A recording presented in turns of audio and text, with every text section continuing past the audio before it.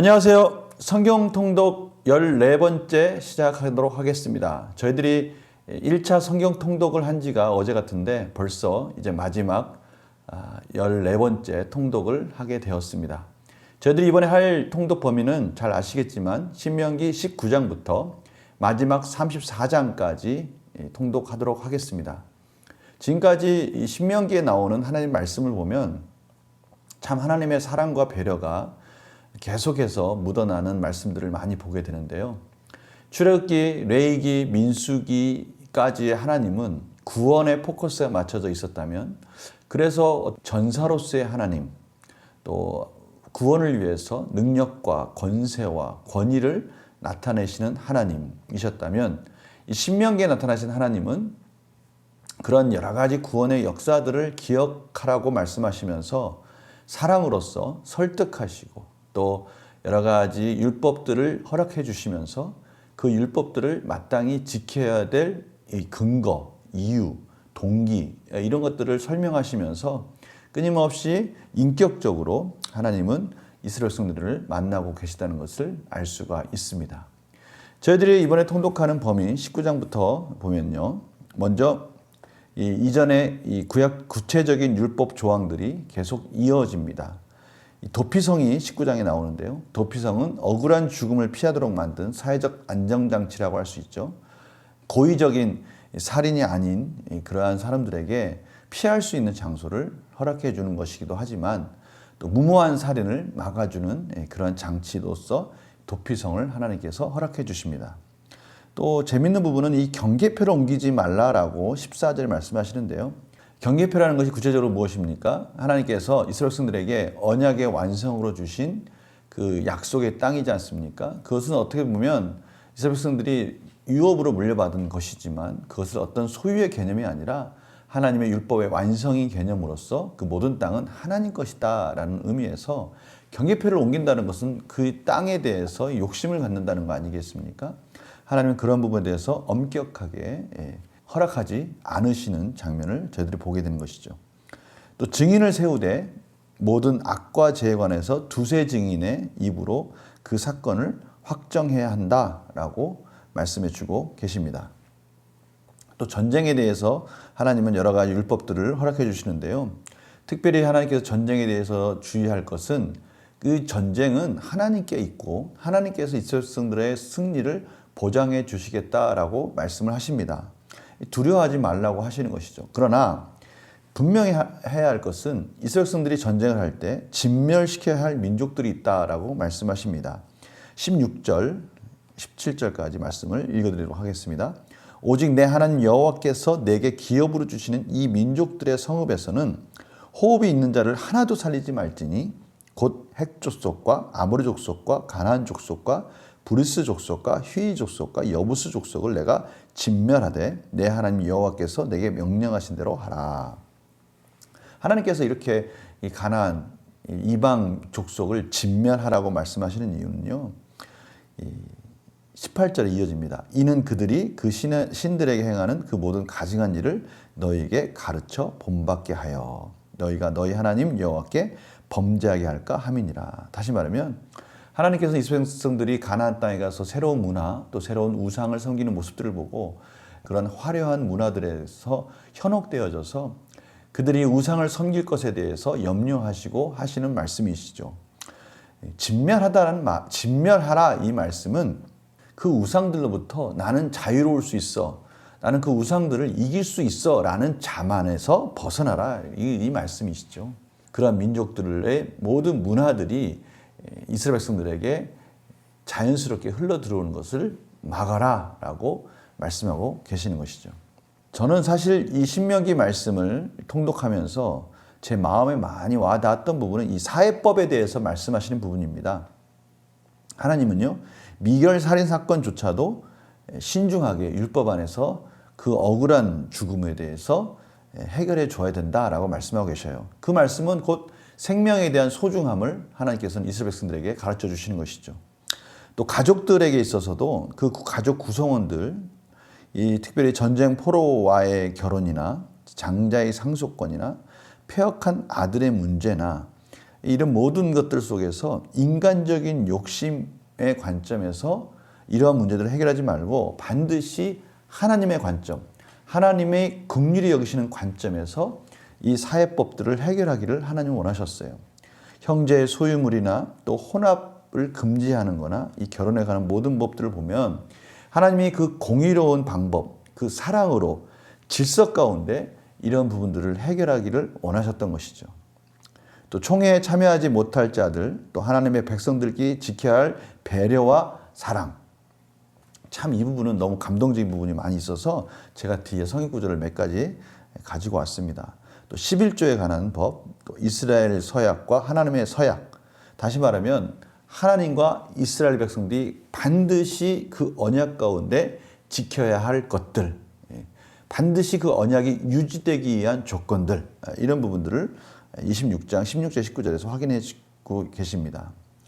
이 성경 통독 이렇게 하라라는 부분을 보면 바로 이 사회법에 대한 이 하나님의 사랑에 대해서 잘 표현해 주고 있습니다. 하나님께서는 한 맺힌 사람들에 대하여 깊은 관심을 가지고 계신다. 누가 죽였는지도 알지 못하고 죽임을 당한 사람, 여자로서 다른 민족의 포로가 된 사람, 장자이면서도 아버지의 사랑을 받지 못한 사람, 그의 어머니, 그리고 마지막으로 패역한 아들을 둔 부모, 이들은 한결같이 가슴 한 구석에 응어리를 가진 사람들이다. 그렇지 않습니까? 어떻게 보면 사회에서 약자로서 무시당할 수 있는, 그냥 그 한이 사회의 어떤 법으로도 보호받지 못할 수 있는 그러한 사람들의, 그런 한 맺힌 사람들의 사연들, 이러한 사연들 구구절절을 하나님께서는 나열하시면서 그들의 한 맺힌 응어리를 풀어줄 수 있는 그러한 장치들을 하나님께서 말씀해 주시는 것이죠. 그들의 깊은 한숨과 눈물을 어느 누가 이해하고 위로할 수 있을까? 그렇지 않습니까? 사회는 강자 중심이죠. 피하라고 자기 자신의 능력을 나타내는 사람들 중심으로 이 사회가 흘러가고 있지 않습니까?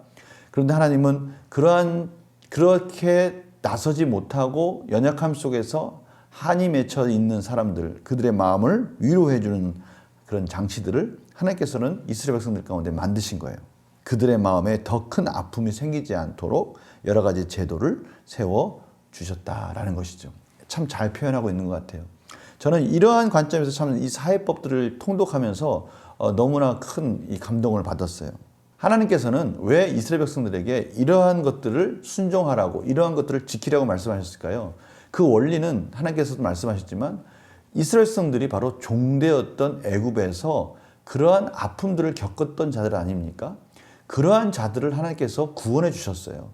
긍휼을 입을 수 없는 자들에게 하나님께서는 긍휼을 베풀어 주셔서 그들을 은혜 가운데 구원해 주셨는데, 그 은혜를 받은 자가 자기가 받은 은혜를 잊어먹고 자기가 좀 힘이 있고 자기가 살만하다고 그들을 힘없는 자들을, 연약한 자들을 만약에 밀어내고 억압하고 그들을 모른 채 한다면 그것은 하나님의 백성으로서의 바른 삶이 아니다라는 것을 하나님께서 말씀하고 계시는 것이죠. 많은 성경 구절이 있지만 세 구절만 가지고 왔는데요.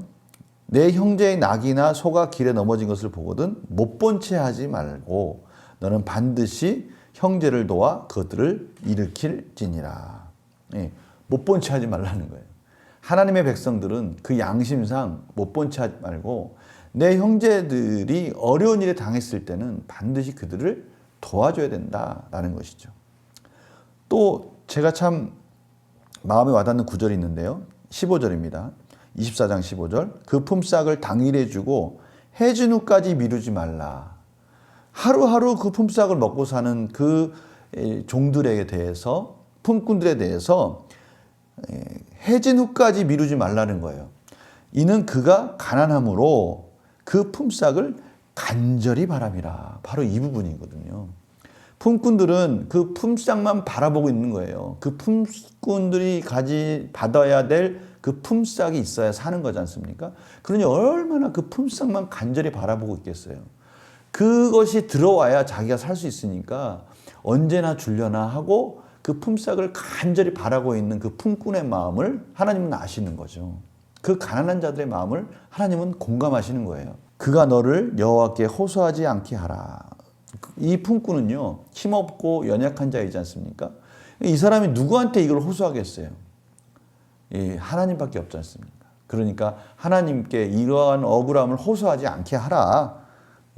행여나 내게 죄가 될 것이다. 이렇게 말씀하시면서 간절히 그 품삯만 바라보고 있는 그 품꾼들의 마음을 하나님께서는 알고 계시다라는 것이죠. 또요, 이 25장 3절에 보면 40가지는 때리려니와 그것을 넘기지는 못할지니 만일 그것을 넘겨 매를 지나치게 때리면 내가 내 형제를 경히 여기는 것이 될까 하노라. 저도 이 부분 참 또 마음에 와닿았어요. 징계를 하되 매를 때리되 잘못한 것에 대해서 반드시 그 대가를 치르되 행여나 그 형제의 영혼, 그 형제에 대해서 가볍게 생각하지 말고 하나의 인간의 형상으로서, 하나님의 형상으로서 그를 존중해 주는 것을 잊지 마라 라고 말씀하시는 것이죠. 그를 가볍게 무시하는 것까지는 하지 마라 라고 말씀하시는 것이죠. 얼마나 이게 참 사랑이 묻어나는 징계입니까? 때리되 마땅히 잘못한 것에 대해서 징계를 하되 가볍게 여기지는 마라. 신중하게 소중한 하나의 한 영혼으로서 그 형제를 바라봐 줘야 된다라고 말씀하시는 것이죠. 그리고 나서 27장, 28장에는 바로 그 율법의 기록 보관과 공포를 합니다. 모세와 레위 제사장들이 온 이스라엘에게 말하 이르되 이스라엘아 잠잠하여 들으라. 오늘 내가 내 하나님 여호와의 백성이 되었으니. 이제 율법을 지킴으로 인해서 하나님과 언약이 맺어졌다는 것이죠. 그래서 돌 위에 기록한 율법에 대해서 율법의 순종을 다시 한번 권면하고요. 저주에 대해서 에발산에서 선포를 하는 그런 퍼포먼스를 하고요. 또 언약의 경고사항들을 다시 한번 말씀합니다. 그리고요. 그 언약을 지켜야 될 그 동기를 다시 한번 만들어 주시기 위해서 순종에 대해서 약속된 축복들을 쭉 나열을 하십니다. 또 저주를 말씀하시고요. 이러한 강한 경고, 이스라엘이 불순종하면 가나안 땅에서 뿌리째 뽑히고 열방 중에 산산에 흩어버리신다고 말씀하셨는데 하나님께서 이 불순종에 대해서 강하게 경고하시는데 안타깝게도 이 경고의 메시지가 이스라엘 백성들에게 들려졌음에도 불구하고 이스라엘 백성들은 우상을 섬기고 불순종함으로 이 징계의 저주가 그대로 성취되는 것들을 경험하게 됩니다. 세 번째 설교가 이제 29장에서 32장 52절까지 이어집니다. 모압 언약이 다시 제정이 됩니다. 모압 언약이라는 것은 시내산 언약을 이제 제2세대에게 다시 한번 확인시켜주는 의미에서 모압 평지에서 이루어졌다 해서 모압 언약이라고 말씀을 합니다. 물론 이 모든 언약의 기초는 하나님의 은혜입니다. 언약을 맺기 전에 하나님께서 이스라엘에게 행하신 일들을 기억나게 해주시는 거예요. 왜냐하면 이 언약의 주체는 하나님이시다는 것이죠. 하나님의 능력 가운데 이 언약이 맺어지게 됐다는 것을 상기시켜 주시는 것이죠. 그리고 언약의 당사자들을 설명해 주십니다. 중요한 것은 바로 언약의 당사자들에 대해서 이렇게 말씀하시는 것이죠. 오늘 우리 하나님 여호와 앞에서 오늘 그 2세대를 말하는 것이죠. 오늘 우리 하나님 여호와 앞에서 우리와 함께 여기 서 있는 자와 또 중요한 부분은 오늘 우리와 함께 여기 있지 아니한 자에게까지이니.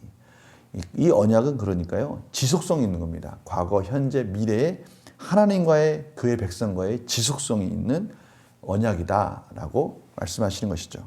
그리고 언약에 대해서 경고를 합니다. 이스라엘 그 불순종에 대한 징계에 대해서 다시 한번 말씀하시고요. 그러나 참 이 징계가 무서워요. 징계가 참 무서움에도 불구하고 하나님은 놓치지 않는 부분이 있어요. 그것은 이스라엘 백성들을 회복시키시는 하나님의 뜻, 언제든지 돌아오면 다시 맞이해 주시겠다는 하나님의 뜻은 항상 함께 있다는 것입니다. 그 말은 무슨 의미가 있는 것이죠? 징계를 하시되 그 징계는 죽이려고 완전히 진멸하려고 하는 것이 아니라 이스라엘 백성들을 끊임없이 훈계하시고 양육하시는 과정이다라고 말씀하시는 것이죠. 이스라엘의 회복에 대해서 말씀하십니다. 여호와께서 이스라엘 백성들의 마음에 할례를 베푸셔서 이제는 그 마음의 할례를 베푸신다는 겁니다. 그 징계의 과정들을 통해서 이스라엘 백성들이 달게 그 징계를 받은 후에는 하나님께서 그들의 마음에 할례를 베푸셔서 하나님을 사랑하는 자로 세우시겠다라고 말씀하시는 것이죠. 이 불순종에 대한 또 징계와 그것에 대한 회복이 말씀하시고 나서 모압 언약을 하나님이 이스라엘 백성들에게 확인시켜 주시는 말씀이 30장 11절에서 20절입니다.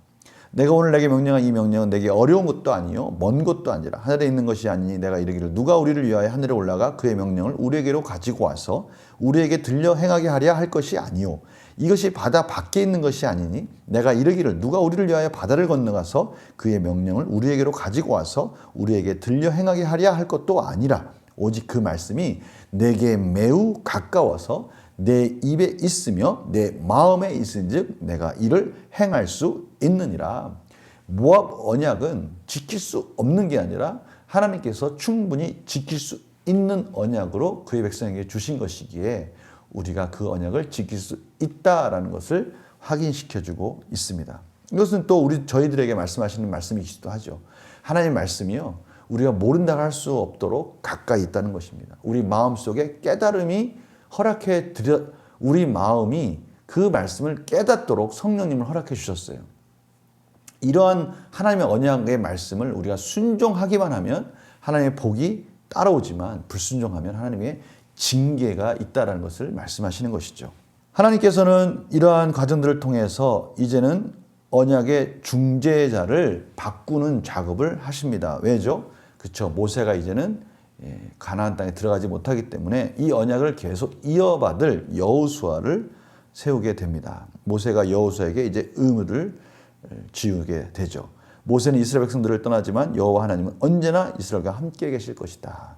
다시 말하면 후계자는 바뀌고 중재자는 바뀌지만 하나님은 이스라엘 백성들과 언제나 함께 하시기 때문에 하나님께서 세우신 자와 함께 그 길을 걸어가라라고 말씀하시는 것입니다. 그리고 나서 모세의 노래가 나옵니다. 이 모세의 노래는요. 이스라엘 백성들이 불순종한 것에 대해서 강하게 경고하는 건데요. 그들에게 더욱더 강하게 메시지를 주기 위해서 노래로서 만들어서 그들에게 불려지도록 하는 것이죠. 얼마나 하나님께서 배려를 많이 하시는지 아시겠죠. 하나님께서는 그들이 불순종하는 죄의 본성을 가지고 있다는 것을 알고 계셨기에 끊임없이 그로부터 돌이킬 수 있는 장치들을 허락해 주신 것입니다. 그리고 나서 모세는 죽음을 맞이하게 됩니다. 느보산에 올라가서 하나님의 명령을 받고요.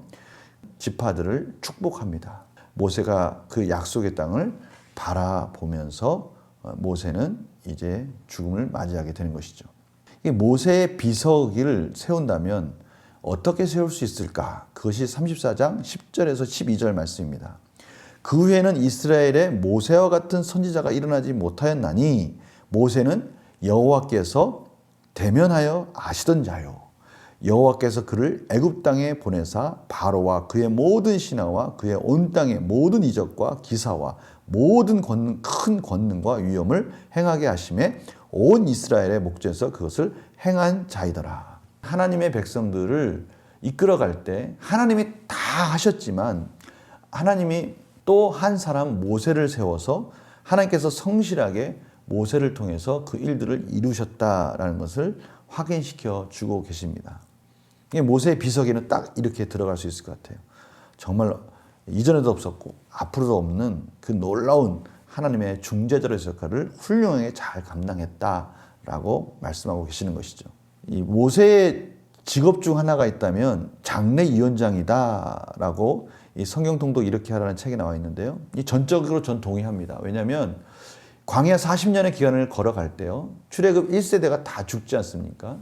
200만 정도 되는 그 사람들이 광야 40년 기간 동안에 다 죽게 된다면 어떻게 보면 매일 아니면 하루 건너 계속해서 장례가 이루어졌을 거예요. 그렇게 해야 그들이 다 광야에서 죽게 되지 않습니까?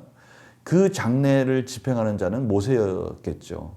모세는 그 죽음을 매일매일 맞닥뜨리게 되는 것이죠. 그러면서 그는 주의 진노하심 그리고 수많은 사람이 광야에서 죽어 묻히는 것을 보았을 것입니다. 그 열매가 바로 시편 90편의 기도라는 거예요. 그래서 저희들이 통독하는 그 마지막 편에 시편 90편이 같이 붙어 있는 거예요. 이 통독을 하게 되면 연대기식 통독을 하게 되면 이제 이 군데군데 말씀들이 그 내용상 또 줄거리에 맞게 같이 나온다는 것을 알게 될 겁니다. 이제 2차 통독을 할 때 이런 부분이 많이 발견이 될 텐데요. 1차 성경 통독은 바로 이 부분만 있습니다. 시편 90편이 모세의 기도문으로서 딱 달라붙어 있습니다. 그는 광야 40년 동안 하나님께서 이스라엘을 어떻게 인도하시는지를 경험하였고요. 하나님 앞에 선 인간들이 얼마나 연약한지를 철저하게 그 죽음이라는 것을 맞닥뜨리면서 매일 하나님과 그와 대조되는 인간의 연약함을 경험한 그가 바로 이 시편 90편의 구구절절히 그것을 표현했다는 것이죠. 일부분만 보겠습니다. 10절에서 12절입니다. 우리의 연수가 70이요 강건하면 80이라도 그 연수의 자랑은 수고와 슬픔뿐이요 신속히 가니 우리가 날아가나이다. 누가 주의 노여움의 능력을 알며 누가 주의 진노의 두려움을 알리까. 우리에게 우리날 계수함을 가르치사 지혜로운 마음을 얻게 하소서. 여기서 지혜로운 마음은 뭡니까? 이 모든 역사의 주관자 되시고 우리의 인생을 인생답게 만들어 주실 하나님, 그 하나님을 바라보는 것, 그 하나님을 경외하는 것, 이것이 지혜라는 것을 모세는 깨닫게 되는 것입니다. 이스라엘 1세대가 그렇게 죽어가는 것들을 보면서 이 역사의 주관자는 하나님이시고 그 하나님의 뜻에 우리의 인생을 맡기는 것이 가장 지혜로운 것이다 라는 것을 깨닫게 되면서 우리가 이 세월의 주권자이신 하나님을 바라보면서 하루하루를 하나님의 뜻 가운데 사는 것이 가장 큰 지혜다라는 것을 말씀하는 것이 바로 시편 90편이 되겠습니다. 이렇게 해서 저희들이 1차 성경 통독을 마치게 되었습니다. 이제 한 주 정도는 이제 제가 텀을 줬어요. 왜냐하면 이 한 주 동안 혹시 통독을 못 하신 분들이라면 이 한 주 동안 다 만회하실 수 있도록, 또 영상을 다 보지 못하신 분들이라면 이 한 주 동안에 또 영상을 다 보실 수 있도록, 그래서 제가 한 주를 비워놨는데요. 이제 이 한 주가 지나고 나면 제가 또 다음 주, 그 다음 주에 1월 8일부터 금요 기도회 때 우리가 성경 통독에 대한 또 하나님께 대한 은혜를 구하는 기도회를 뜨겁게 함으로 인해서 다시 2차 성경 통독이 시작되게 될 겁니다. 이번에 통독 기간들은 또 저희가 성경 통독을 준비하는 마음으로 온 성도님들이 또 연대기식 성경을 다 사지 않았습니까? 참 기대가 됩니다. 우리 성도님들이 성경 통독을 하면서 맞이할 또 경험하게 될 그 은혜들을 바라보면서 또 우리 1차 통독을 하시느라고 수고 많이 하셨고요. 못하신 분들은 잘 마무리 하셔가지고 우리가 아무쪼록 서로가 서로를 격려하면서 하나님이 주신 복된 말씀, 이 성경 통독을 통해서 하나님께서 우리를 이끄시는 이 역사의 주관자 되신 하나님을 깊이 진하게 체험하는 우리 성도님들 되시기를 간절히 소망합니다. 수고하셨습니다. 안녕히 계세요.